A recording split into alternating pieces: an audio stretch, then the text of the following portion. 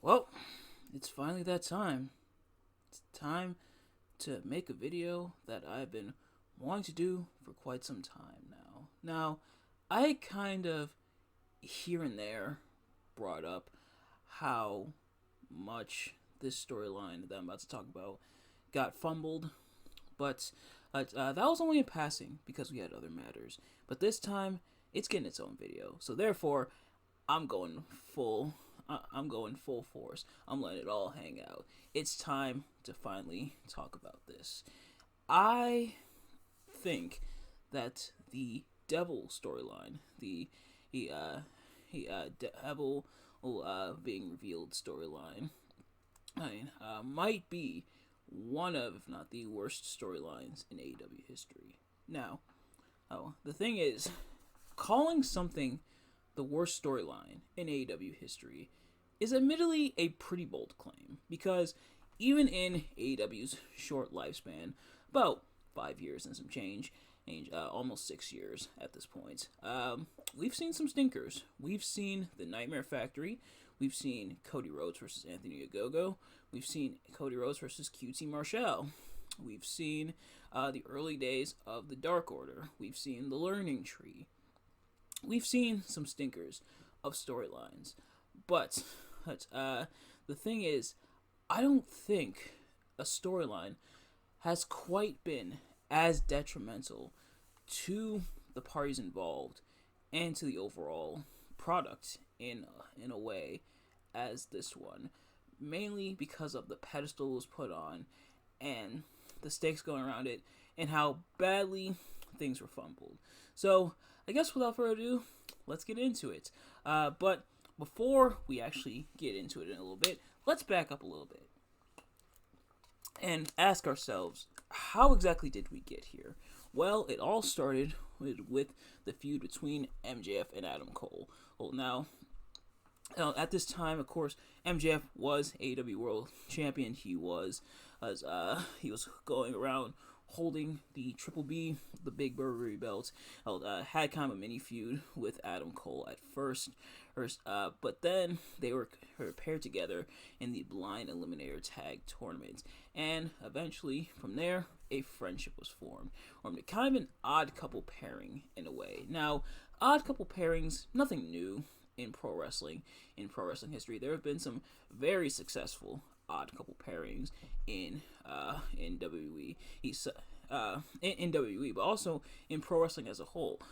There's been Cesaro, and Sheamus, the Bar. There's been Booker T and Golda. There's been all kinds of interesting odd couple pairings. There's been X-Pac and Kane.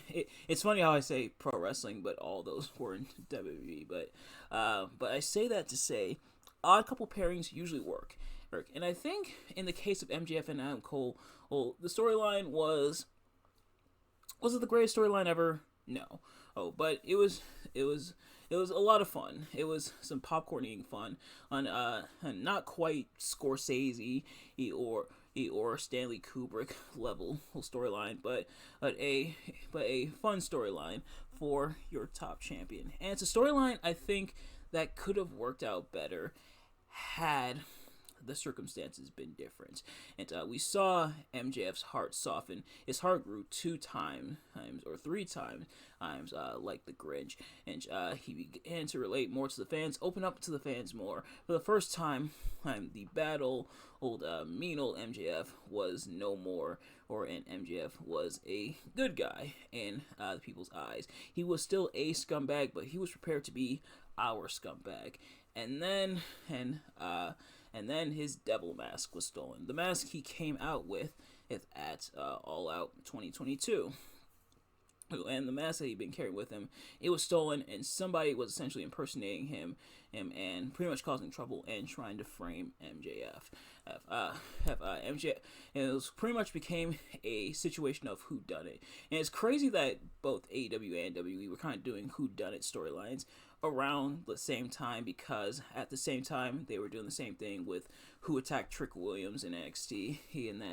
And just like that ended up being Carmelo Hayes at World's End 2023. It turned out Adam Cole was the man who stole the mask, and essentially had betrayed MJF. So there was that.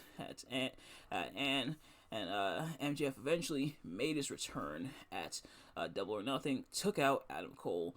But then here's where things get really weird.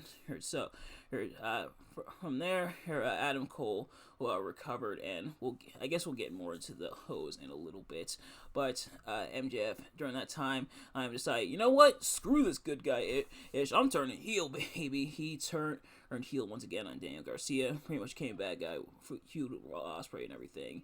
Then by the time Adam Cole came back, that's when things, I think, really took a weird tailspin. Because now Adam Cole was the face, and now they were trying to reframe everything. And now it wasn't MJF's one true friend turning on him and turning on him, causing him.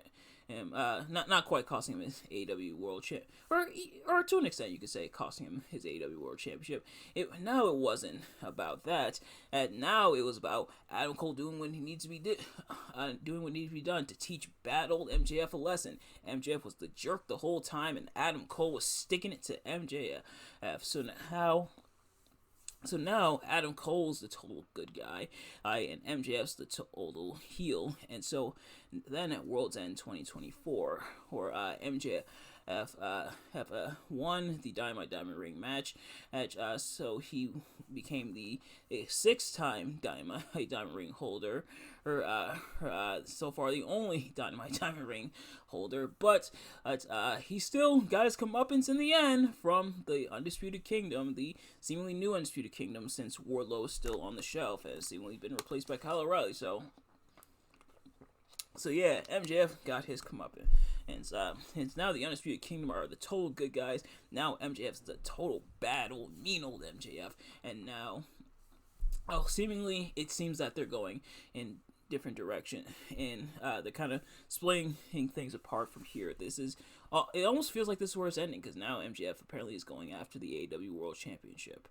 So, now that you are, for the most part, caught up to speed, there's some blanks that we're gonna fill in as we go. I intentionally left them blank for now because we're gonna fill them in as we go. But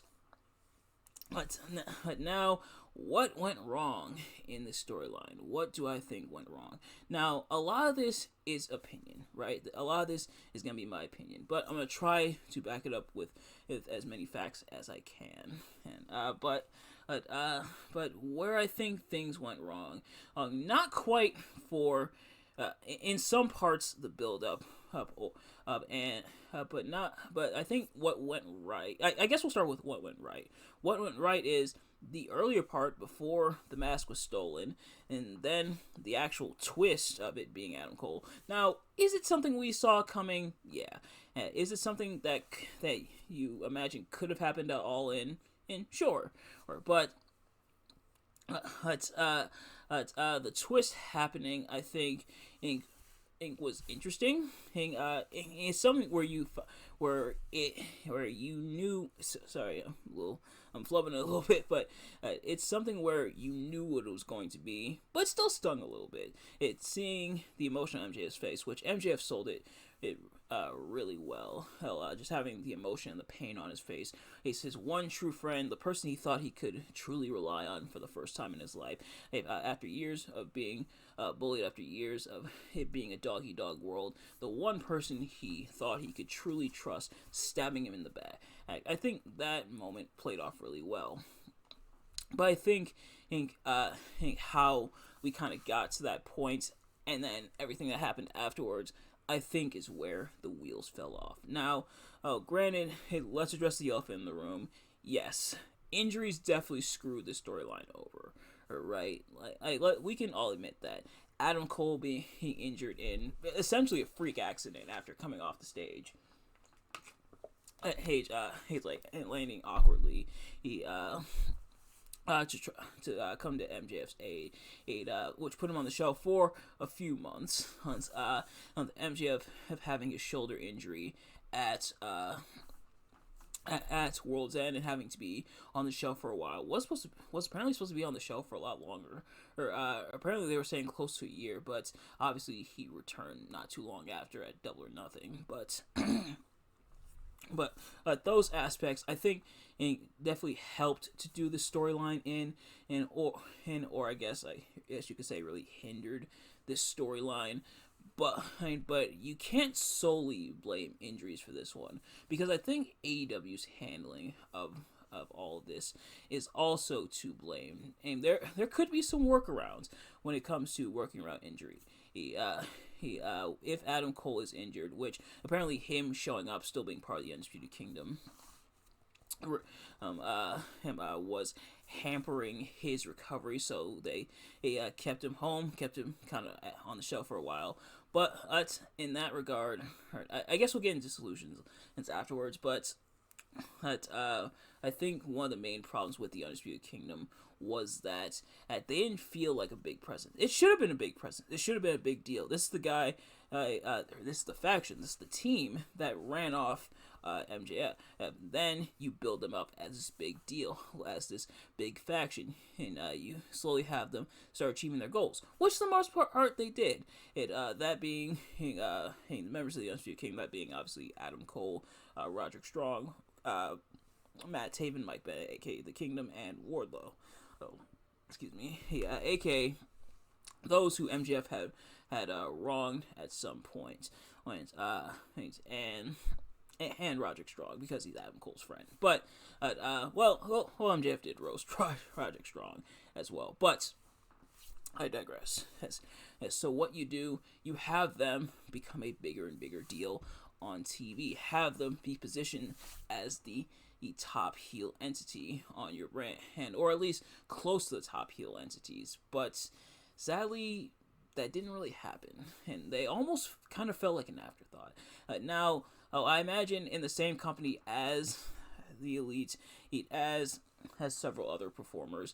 It's kind of tricky. Somebody's got to be at the top of the totem pole. But I think giving actual momentum to the Undisputed Kingdom, I think really would have put them over in a big way. And it seemed like that was going to be the case at first, because Adam Cole did the big speech. He did the big evil heel speech. He talked about the Undisputed Kingdom achieving the goals that were set out. That being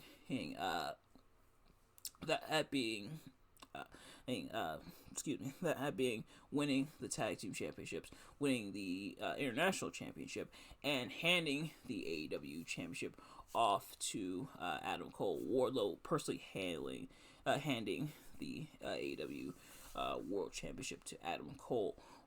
And I think if they had achieved, which to be fair, they did achieve most of those goals. Matt Taven and Mike Bennett won the Ring of Honor Tag Team Championships. They won them as the Devil's Masked Men, and then obviously the reveal happened. So then the Kingdom essentially became Tag Team Champions, and Roderick Strong did.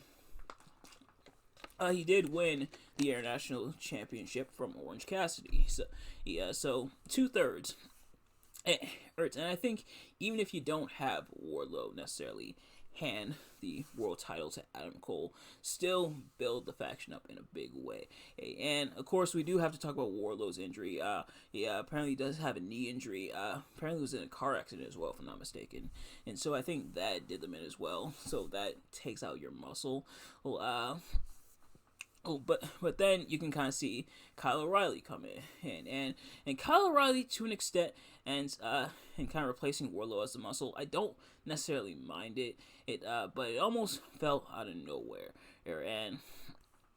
And Kyle O'Reilly at first opposing the Undisputed Kingdom, I think could have worked, and he and Roderick Strong did have a really great match, but it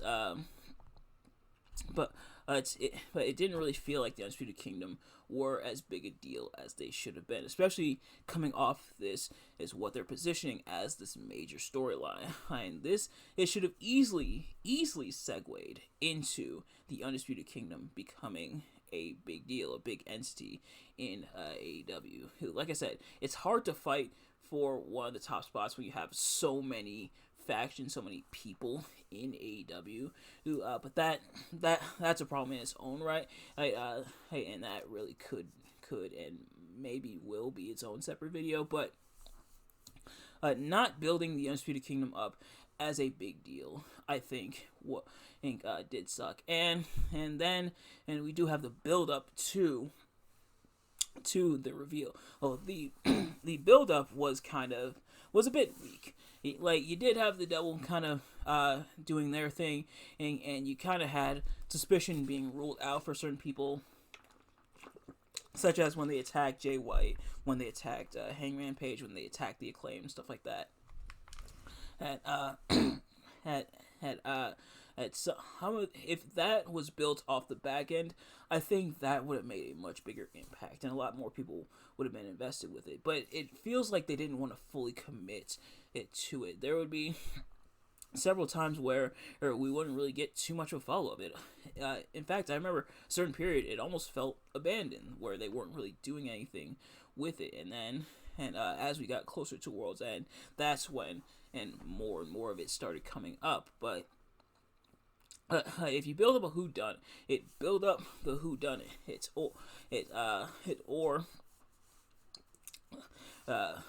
Really built it up in that way, or have the reveal earlier. But the thing is, the reveal at World's End, I don't necessarily mind, because it was last pay-per-view event of the year. MJF was gonna be gone for a little bit, so I don't mind the twist happening there. But if they did more work in the back end of things, then I think it could have been built up much bigger, and it should have been built up much bigger. But then we got the real big problem, the real major problem, that being what happens when MJF comes back. What happens when MJF comes back and attacks Adam Cole? Well, MJF showed up at Double or Nothing, and as previously mentioned, he showed up, attacked Adam Cole, and then tossed the devil mask into the stands, and which probably tells you as much as you need to know about how AEW kind of felt about that storyline, and B, didn't really get too much of a follow up until Adam Cole came back. Adam Cole obviously still wasn't cleared at that time, but you have the other members of the Undisputed Kingdom go after MJF, have them kind of be in. Kind of going after MJF as well. Have continue building that up. At least try to salvage the storyline. Now, I'm sure some could feel maybe there was no salvaging the storyline, and maybe that's the case. Maybe all this is wishful thinking on my part. But the fact that MJF kind of came back in a way, kind of buried the storyline, and then didn't really get brought up after that to an extent for a while, until after MJF had done his heel turn and everything, and I think is a major problem. But then we get into the revisionist history of things, this repurposing. It's one thing to ignore the history between wrestlers, because that's happened plenty of times in pro wrestling. Not saying it's right, not saying it's good, but it's happened. But it's another thing entirely to take a story that you've established. This is the story. This is the canon. This is the canon event. And if we're going by Spider-Man terms, this is the canon event. This is the story. To take that, twist it to where it means something different, and try to pretend like that was your plan all along. Why are you going about acting like MJF was the total bad guy all along, and that Adam Cole had little to no part in it and did what he needed to do to betray MJF, when that's not what happened? That's not what we were sold on. That's not what we were told. Well, we saw it as MJF's one true friend betraying him. Now it's the case of MJF never cared about him. MJF was a total jerk to Adam Cole and truly was just using him. That's not what happened. And like, it'd be one thing if this was Adam Cole's interpretation of things and MJF called him on it, and called him out for it, and Adam Cole is shown to be somewhat of a villain in this, which it seemed like they were always going to do with Kyle O'Reilly, especially at Full Gear, but to then and 100% pretend and that this was your plan all along, that Adam Cole was never the bad guy, MJF was the total good guy all along. It's No, that's not what we were told. That's not what we were sold on. That's not what we were based on. Canonicity in wrestling kind of goes back and forth sometimes. I know that, and I know AEW is not the only ones to do that. WWE has been guilty of it. It does sometimes as well, but to do it to this degree, to pretend that this whole history didn't happen or happened in a different way. I don't necessarily want to use the term gaslighting, but I almost feel like it almost borders on that when it comes to this. Why is it being rephrased the way that it is? Why is it being turned the way that it is when that's not what happened? And I think this is just my theory. I think it might be a case of Adam Cole. Maybe they don't want him to get booed after coming back from an almost career-threatening injury, because Adam Cole has said as such, if I'm not mistaken, and potentially getting cold feet when it comes to MJF doing a full face turn. Do I think a face MJF could work? Sure. Make him don't make him like a goody two shoes who's a stand-up good guy all the time. Have MJF be a good guy with a bit of an edge. Have him be almost a rebel in a way. What you kind of did with John Moxley. Heck, even have him border on tweener if you want. Because his speech at Double or Nothing, definitely you could interpret that as him becoming a tweener. Or let's play around with MJF's turning heel again, and let's play around with that. At why isn't MJF in kayfabe, in canon, blaming Adam Cole for his descent into madness? Why is MJF being told no? You turned heel because you're a bad guy, instead of refuting that. No, it's because Adam Cole betrayed my trust. It's because I trusted someone, because I opened up to the fans and they turn on me, which MJF said as such after he turned on Daniel Garcia, that the fans turned on him, that others had turned on him. Instead, it's just MJF being MJF. Oh, that MJF, that told jerk MJF. Instead of building this up, they're pretending like none of it happened, and essentially rewriting that. But you can build off of that. Have others call Adam Cole on their behavior. Hey, Adam Cole, you remember when you turned on MJF? Look at the monster you created. Look what he did to Daniel Garcia. Look what he did to Will Ospreay. Hey, this is something that you created, and go from there. There's so many different directions, and now I know injuries mess the storyline up in a big way. Hey, I get that. I fully understand that, but there are so many ways they could have salvaged it. Admittedly, not the best decisions aren't always made in a panic when things hit the fan. But sometimes when things hit the fan, you pivot. Especially when it comes to injuries. For example, with WWE, when CM Punk got injured, when he couldn't wrestle at Mania, they then pivoted to Seth Rollins versus Drew McIntyre, and then in a way, CM Punk versus Drew McIntyre. Drew McIntyre being responsible for CM Punk's injury. That pivot, that shift, in a way, having that pivot. When you have to think on the fly, when something happens last minute and it throws things into a tailspin, having that pivot is essential, because it means that it didn't necessarily go to waste. It's all that you've been building up, but instead it's being essentially repurposed.